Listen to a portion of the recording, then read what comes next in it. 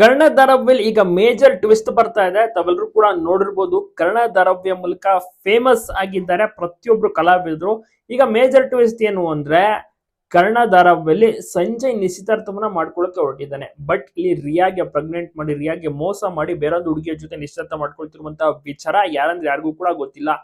Late ಆಗಿ ಸ್ವಲ್ಪ ತಡವಾಗಿ ರಿಯಾ ಈಗ ಕರ್ಣನಿಗೆ ವಿಚಾರವನ್ನ ತಿಳಿಸಿದಂತ ಟೈಮ್ ನಲ್ಲಿ ಕರ್ಣ ಇಮಿಡಿಯೇಟ್ ಮನೆಗೆ ಬಂದು ರಿಯಾನ ಕೂಡ ಕರ್ಕೊಬಂದು ಎಂಗೇಜ್ಮೆಂಟ್ ಏನು ನಡೆಯೋಕೆ ಅಂತ ಶಾಸ್ತ್ರ ಮಾತುಕತೆ ನಡೀತಿರುತ್ತೆ ಅದನ್ನ ಕ್ಯಾನ್ಸಲ್ ಮಾಡ್ತಾನೆ. ಸಂಜಯ್ ಬಂಡವಾಳವನ್ನ ಮನೆಯವರ ಮುಂದೆ ಬಯಲು ಮಾಡಿದಂತ ಟೈಮಲ್ಲಿ ಕಂಪ್ಲೀಟ್ ಮನೆಯವರಿಗೆ ಶಾಕ್ ಆಗುತ್ತೆ. ಎಸ್ಪೆಷಲಿ ನಿಧಿಗೂ ಕೂಡ ಅಷ್ಟೇ. ಯಾಕಂದ್ರೆ ನಿಧಿ ಅಂದ್ಕೊಂಡೇ ಇರಲಿಲ್ಲ ಈ ತರ ಕೆಟ್ಟವನು ಸಂಜಯ್ ಅಂತ.